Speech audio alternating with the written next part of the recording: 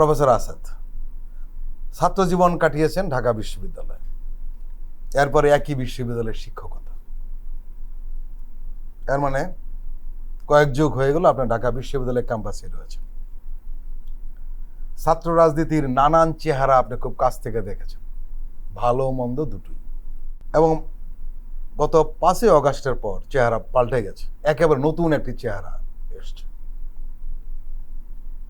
মানে বিশ্ববিদ্যালয় এখন হয়েছে একটা বিশ্ববিদ্যালয়ের মতো, সবার সহ অবস্থান, ছাত্ররা সবাই একসাথে রয়েছে। ইতিমধ্যে একটা সমস্যা তৈরি হয়েছে, সেটা ডাকসু নির্বাচন নিয়ে। জাহাঙ্গীরনগর বিশ্ববিদ্যালয়ে একই অবস্থা হয়েছে, ডাকসু নির্বাচন নিয়ে দ্বিমত তৈরি হয়েছে। সেটি হলো যে বৈষম্য বিরোধী ছাত্র আন্দোলন, ছাত্র শিবির, বাম রাজনৈতিক দলগুলো ডাকসু নির্বাচন চাচ্ছে, কিন্তু ছাত্র দল বলছে না, ডাকসু নির্বাচন এখনই দেওয়া যাবে না, সংস্কার করতে হবে। আমরা লক্ষ্য করলাম যে ছাত্র দলের যে মাদার অর্গানাইজেশন বিএনপি, তারা সংস্কার দ্রুত চাইলেও বা সংস্কার কম করতে চাইলেও ডাকসুর ব্যাপারে ছাত্র দল কিন্তু পুরোপুরি সংস্কার চাচ্ছে, তারা নির্বাচন এখন চাচ্ছে না আর কি। এই হলো মূল কথাটা। আমার প্রশ্ন যে ডাকসু নির্বাচনটা বা অন্যান্য বিশ্ববিদ্যালয়ের ছাত্র সংস্থা নির্বাচনটা হয়ে যাওয়া উচিত কিনা।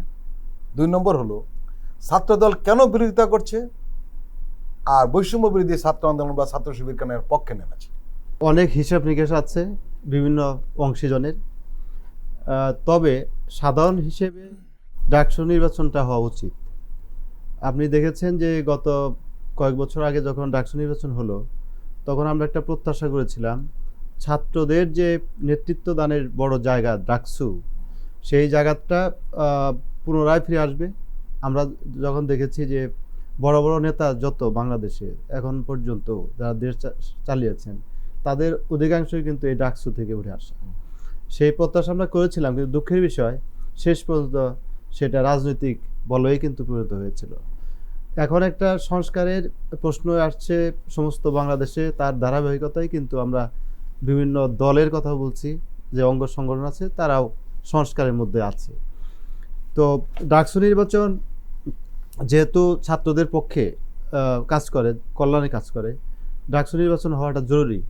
এবং ছাত্রদল যাই বলুক না কেন, ছাত্রদল নিজেদেরকেও সংস্কার করবে, একই সাথে তারা নেতৃত্ব তৈরি করার জন্য যে প্ল্যাটফর্ম, বাংলাদেশের সবচেয়ে বড় প্ল্যাটফর্ম বলবো আমি, এই ডাকসু, সেই ডাকসু নির্বাচনে অংশগ্রহণ করবে।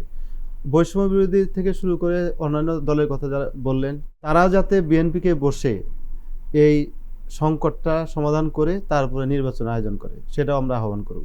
কারণ নেতৃত্ব জায়গাটা যদি সুন্দরভাবে তৈরি হয়, তাহলে কিন্তু পরবর্তী বাংলাদেশের যে নেতৃত্বের কথা আমরা বলছি, সেইটাও সুচারুরূপে পরিচালিত হবে আমরা বিশ্বাস করি। ডাকসু নির্বাচন এর আগে প্রশ্নবদ্ধ হয়েছিল নানাভাবে, এবার যাতে কোনো ধরনের প্রশ্নবিদ্ধ না হয় সেটা আমরা প্রত্যাশা করি। একই সাথে আমি বিএনপিকে বলবো, তার বড় একটা অঙ্গ সংগঠন হচ্ছে ছাত্রদল, নিঃসন্দেহে এতে কোনো সন্দেহ নাই। তো ছাত্রদল কিভাবে কোন ফর্মে ভালো করতে পারবে এবার ডাকসু নির্বাচনে, সেই দিকটা নীতি নির্ধারকদের ভাবতে হবে। যদি আমরা শুধু বিভিন্ন কাজের মধ্যে বিতর্কই তৈরি করি, তাহলে তো এই সংস্কার যে চলছে সেই সংস্কারের আলো আমরা দেখতে পাবো না। আমরা পাবো না মানে দেশের মানুষ পাবে না।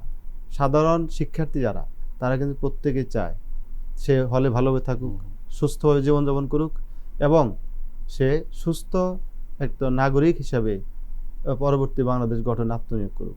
সেই প্রত্যাশার জায়গাটা আমাদের পূরণ করতে হবে, সেই যে পরিবেশ সেটাও তৈরি করতে হবে।